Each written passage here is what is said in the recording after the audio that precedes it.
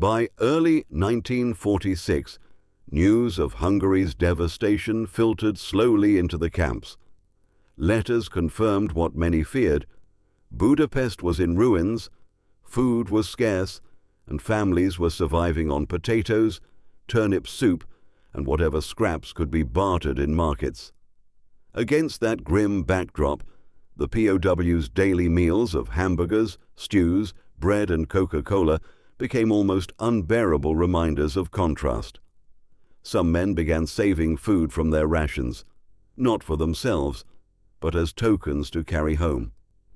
Empty Coke bottles were carefully wrapped in cloth, hamburger wrappers folded and hidden away like relics. They weren't just souvenirs. They were proof, evidence that such abundance was possible, that it wasn't a dream conjured by hunger. What surprised the Hungarians even more was how ordinary the abundance seemed to the Americans. For guards, Coca-Cola wasn't a luxury, it was a habit. Hamburgers weren't feasts, they were everyday meals. That casualness fascinated and unsettled the prisoners. If such things could be treated so lightly here, what else might be commonplace in America? Radios in every house, cars for every family. The idea seemed outrageous, but the camps had already taught them not to dismiss the impossible. Conversations shifted from memories of war to speculation about the future. Could Hungary ever rebuild with such abundance? Could a small nation, scarred by famine and occupation, ever catch up to a country where food was as routine as air? Some argued no, that America's scale could never be matched. Others believed that what they had seen was less about geography and more about method, efficiency, production, systems that could be studied and perhaps copied. In that sense, the hamburgers and Coca-Cola became more than symbols of American dominance. They became blueprints.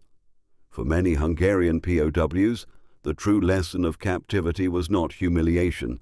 It was the discovery of how a modern society worked. It was called the Thatch Weave, named after John "Jimmy" Thatch, the man who first scratched it out on graph paper back in 1941. He wasn't a mathematician in the ivory tower sense, but he had a mind tuned for geometry under pressure. When reports from the early Pacific battles painted the Zero as untouchable, Thatch sat at his kitchen table with matchsticks, sliding them back and forth until a pattern emerged. Two planes, moving in harmony, could create a shifting X of fire that no attacker could slip past unscathed. The brilliance wasn't in complexity, but in predictability made lethal. Any pilot could learn the weave quickly. It required trust, tight discipline, and a refusal to panic when a Zero latched onto your tail. The natural instinct was to break away, to save yourself. The weave demanded the opposite. Hold steady, angle in, trust your wingman. Early tests came in training flights. Pilots scoffed at first. Too rigid, some said, won't work against real Japs. But when Thatch himself demonstrated, trapping aggressors again and again in the crossing fields of fire, skepticism started to melt. By midway, the weave had drawn its first blood in combat. Corsairs would inherit it from Wildcats, and it would become their lifeline. On paper, the F4U was superior: speed, climb, dive.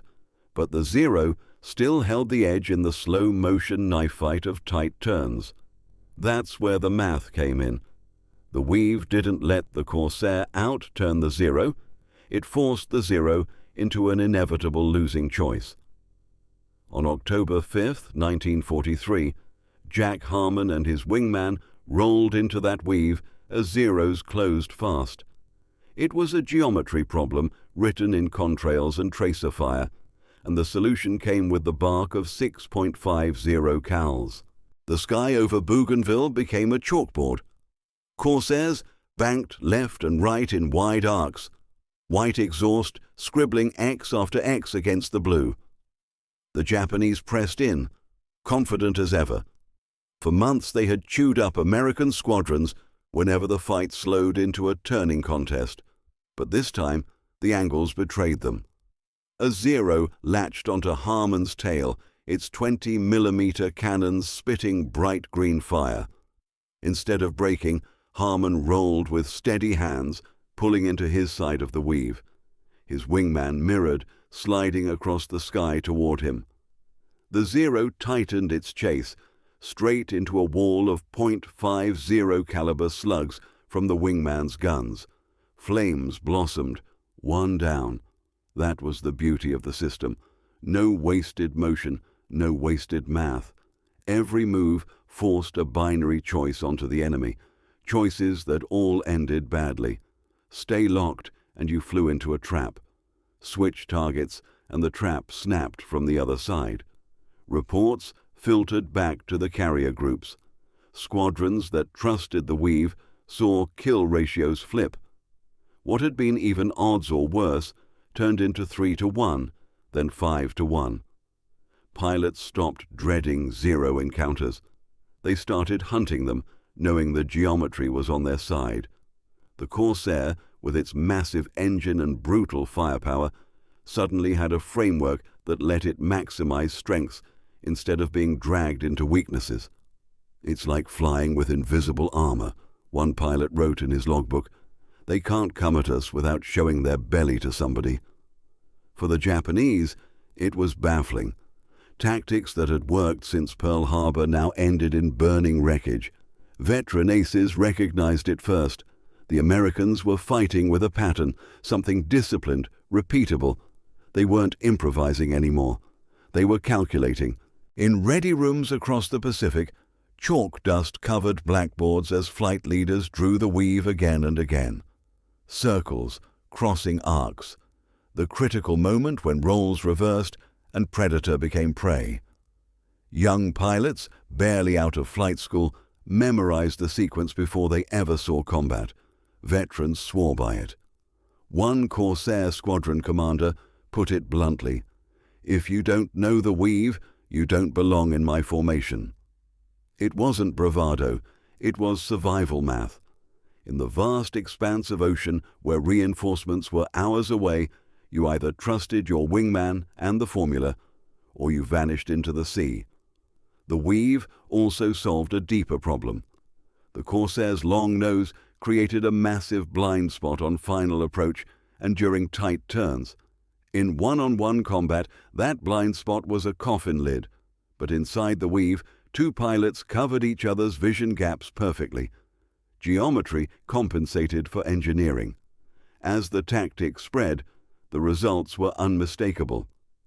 In 1942, kill ratios for U.S. Navy fighters against Zeros had been nearly even. By late 1943, after the weave became doctrine, Corsair squadrons were claiming 10-1 victories in some engagements. Historians argue over the exact numbers, but the effect was real. More pilots lived to fly again, more missions completed, fewer letters home stamped, "missing in action." Word of the weave even reached the enemy. Japanese intelligence reports noted a new American maneuver resembling interweaving snakes.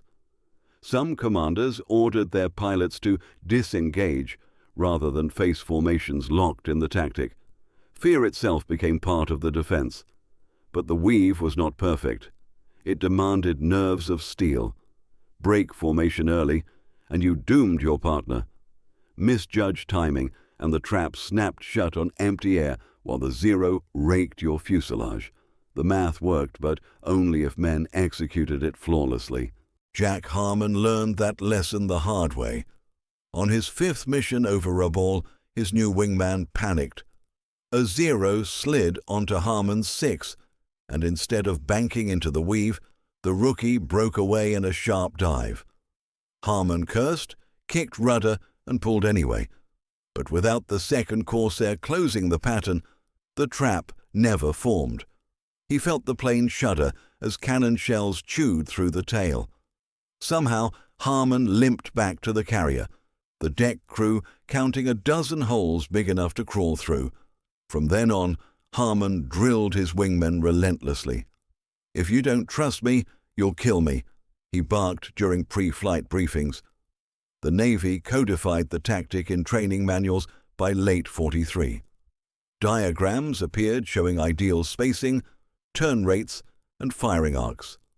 It looked clinical on paper, but in the air, with tracers hissing past canopies and engines screaming at redline, the weave was anything but calm. Pilots had to fight every instinct to save their own skin and instead fly with mathematical precision. Still, confidence grew. Squadrons that once dreaded Zero attacks began baiting them. A lone Corsair would loiter just far enough ahead to tempt pursuit, only for another pair to swoop in, weaving the Predator into crossfire. It was aerial chess, and the Americans were finally playing with strategy instead of desperation. What made the tactic revolutionary wasn't just that it worked. It was that it scaled. 2 planes could weave. 4 could weave in pairs. Entire divisions could rotate through patterns that ensured someone always had a shot lined up. The math held, no matter the numbers. The results rippled across the Pacific. As attrition mounted, Japanese aces fell faster than they could be replaced. By 1944, the once feared Zero was no longer a terror, but a target. The psychological shift was as important as the kill ratios. For the first time, Corsair pilots felt they had a system stronger than instinct. In combat, that mattered.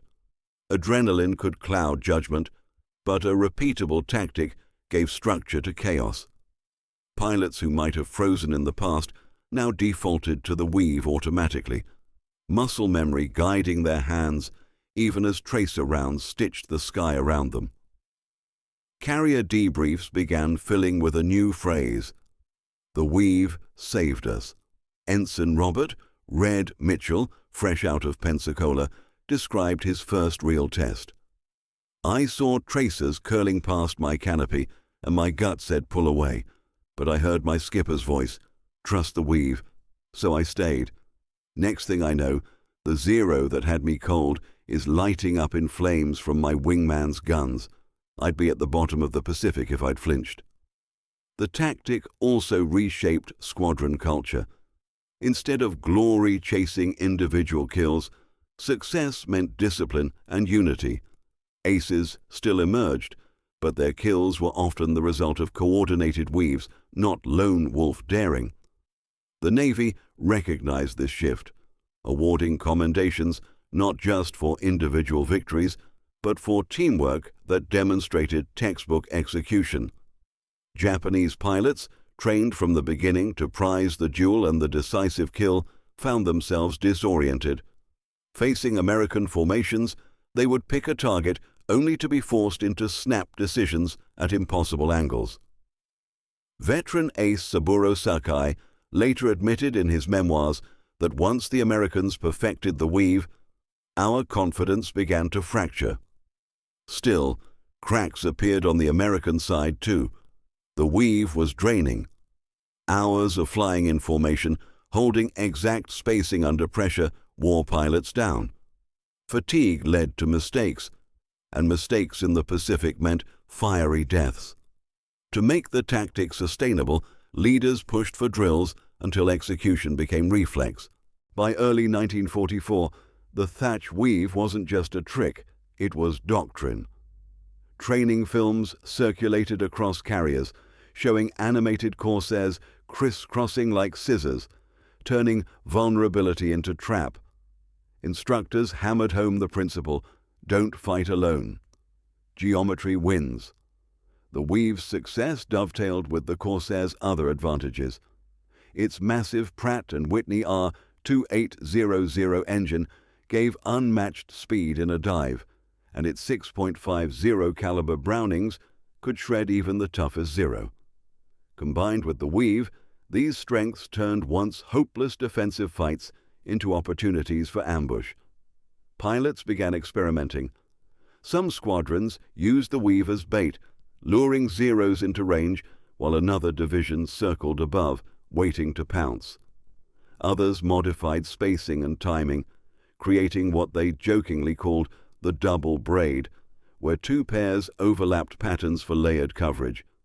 The mathematics were simple enough for chalkboards, but in the air they became fluid, dynamic, alive.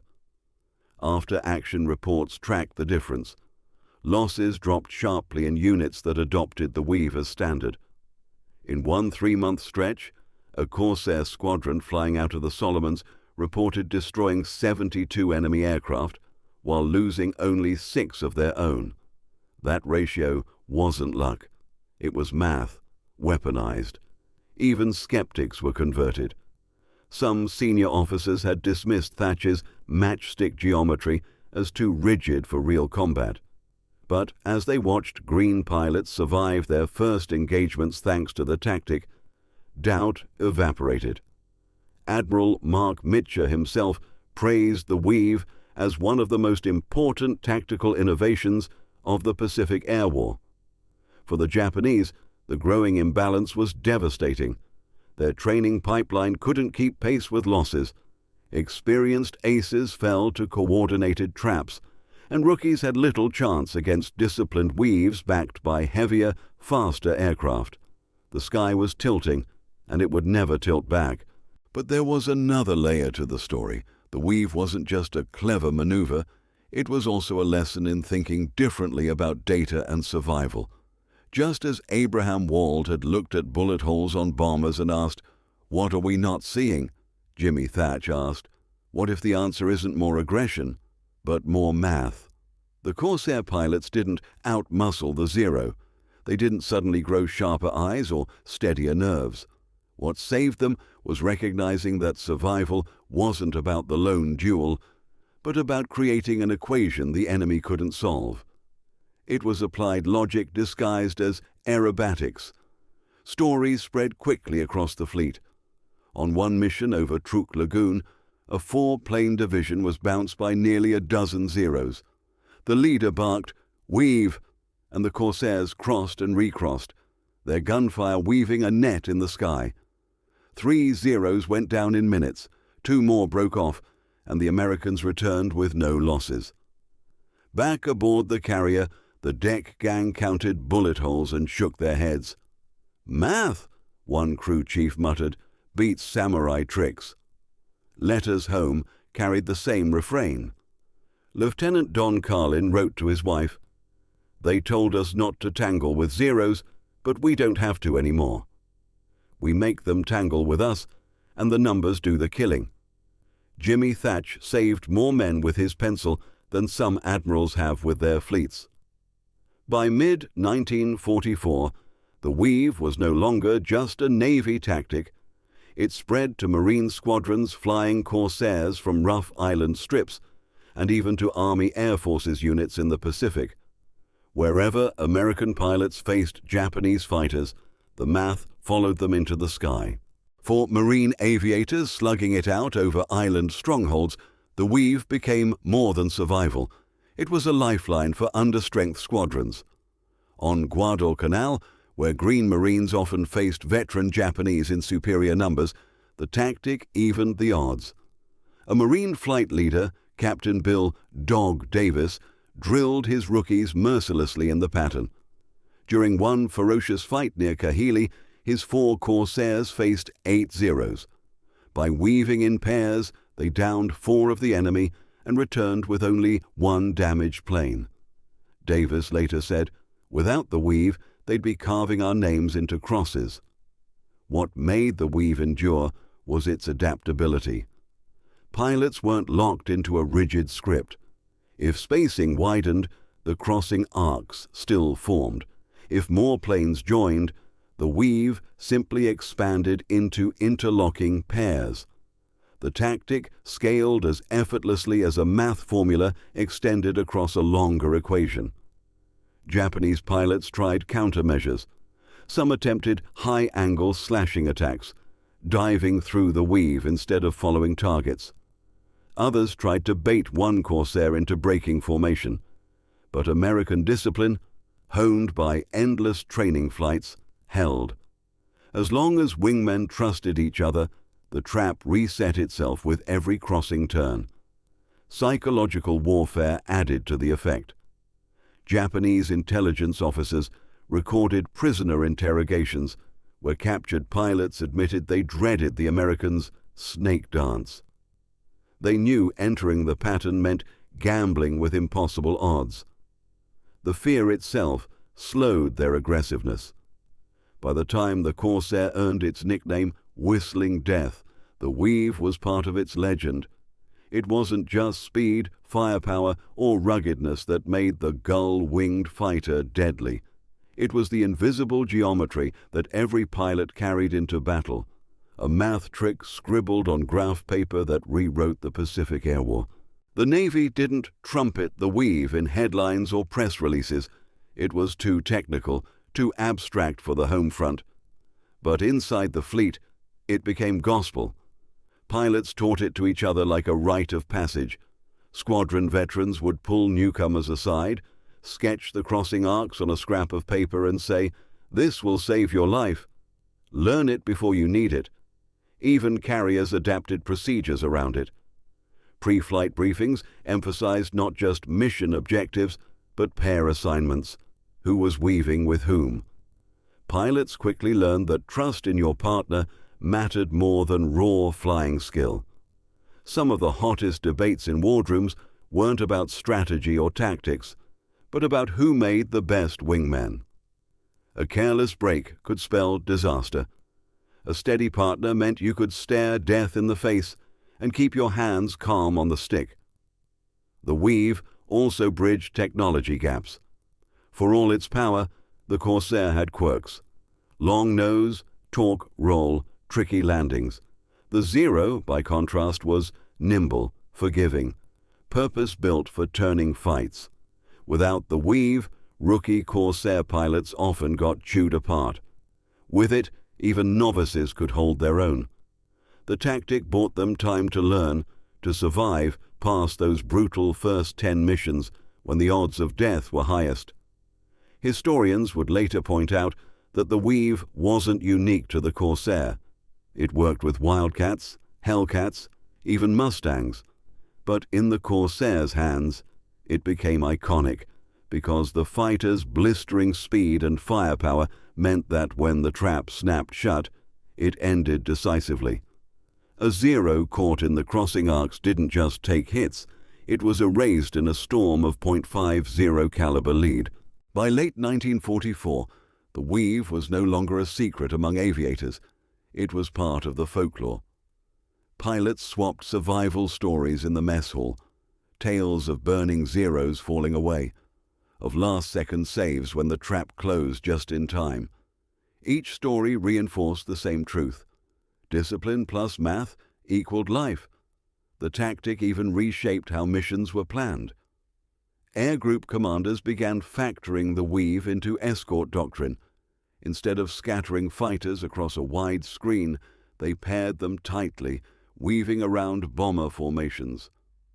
B-25 and B-24 crews reported feeling safer when Corsairs or Hellcats crisscrossed above them, knowing those deadly arcs of fire could shred any attacker reckless enough to press home. Enemy pilots, once feared as nearly mythical warriors, lost their aura. The samurai of the sky now found themselves outthought by kitchen table mathematics. American intelligence noted a change in Japanese radio chatter. Once full of confidence, it grew cautious, sometimes even hesitant. Veteran aces killed in weaves were not replaced. The pipeline of young Japanese pilots was too shallow, their training shortened as desperation set in. Yet the weave demanded constant vigilance. Pilots who relaxed, assuming the tactic would save them automatically, sometimes paid the price. In one tragic case off the Philippines, a Corsair pair flew the pattern too loosely, leaving a fatal gap. A Zero sliced through and caught the leader in a burst of cannon fire. The wingman downed the attacker a heartbeat later, but he circled helplessly as his partner's Corsair spiraled into the sea. The lesson was seared into every surviving pilot. The weave only worked when flown with absolute precision. Still, for every failure, there were dozens of victories. Corsairs became feared not just for their speed and firepower, but for the mathematical certainty of their teamwork. The brilliance of the weave was that it turned the Japanese fighters' greatest strength, its tight turning radius, into a liability. Every time a Zero committed to a hard chase, the crossing arcs punished its maneuverability. The faster and tighter it pressed, the deeper it slid into the trap. Pilots began to describe the tactic as baiting with your own life. You dangled yourself just long enough for the enemy to believe he had you, then let geometry spring the ambush. By the time the Americans were pushing toward the Marianas, the tactic was second nature. Reports from the Battle of the Philippine Sea, later dubbed the Great Marianas Turkey Shoot, credited the weave for dozens of clean kills. Corsair and Hellcat squadrons, flying in disciplined pairs, cut through waves of Japanese aircraft with brutal efficiency. Survivors recalled it as less a dogfight than a slaughter. Marine squadrons flying off dirt strips on Saipan and Tinian wrote similar stories in their diaries. The weave wasn't glamorous. It wasn't the dramatic solo duel of Hollywood myth. But it brought men home alive. One Marine pilot put it best: "The weave doesn't make you a hero. It makes sure you live long enough not to need to be one." And it wasn't only the pilots who noticed. Deck crews and mechanics, the unsung lifeblood of carrier operations, began tracking bullet hole patterns on returning planes. They realized the Corsairs flying in disciplined pairs came back cleaner, with fewer holes, fewer wounded pilots. One chief petty officer remarked, "It's the damnedest thing. We armor these birds with steel, sure. But the weave armors them with trust." The tactic had crossed the line from innovation to tradition. It wasn't just taught, it was expected, ingrained into the very culture of naval aviation. The weave also influenced how pilots thought about risk itself. Before its adoption, aerial combat was often treated as a gamble, skill, reflexes, and luck in a swirling contest. The weave reframed the fight into something more systematic. If executed correctly, it removed much of the randomness. A pilot's odds of surviving a Zero encounter rose dramatically, and survival meant experience, and experience meant even greater effectiveness in the long war of attrition. Naval analysts later pointed out that this was more than a tactic. It was a psychological weapon. Japanese pilots, trained to believe in the superiority of the Zero and their own personal courage, now faced a wall of logic. Each time they attacked, the Americans didn't scatter or panic. They responded with cold, mechanical precision, like cogs in a machine. The more the Zeros pressed, the more they lost. Confidence withered, morale cracked. In one intercepted Japanese message from late 1944, a flight leader reported, "The Americans now fight as if guided by unseen lines. Every chase becomes a trap. It is no longer possible to win through spirit alone." That shift was profound. In an arena where courage had once been enough to tilt battles, mathematics had taken the wheel. By Okinawa, the Corsair had cemented its reputation. Kamikazes now became the primary threat, but the weave still had its place. When escorts tangled with Japanese fighters before they could dive at the fleet, the same interlocking arcs shredded attackers. Veteran squadrons joked grimly that the tactic was so effective, even suicide pilots couldn't cut through it reliably. And when the war finally ended, the Corsair stood not just as a machine of power and steel, but as proof that numbers and logic could be as lethal as bullets and bombs. After the war, historians and analysts tried to measure the weave's true impact. Exact numbers were hard to pin down. Combat reports were messy, kill claims often inflated, but the pattern was unmistakable. Squadrons that drilled the weave consistently suffered fewer losses, even in the most chaotic battles. Survival rates jumped, and the average pilot's tour lengthened. That mattered immensely in the Pacific, where experience was the most valuable commodity. Naval War College instructors later taught the weave not only as a tactic, but as a case study in systems thinking. They compared it to convoy strategies or to Abraham Wald's bomber armor analysis in Europe.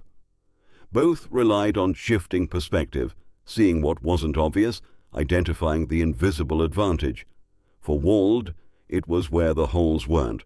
For Thatch, it was how two planes could create more defense together than either could alone.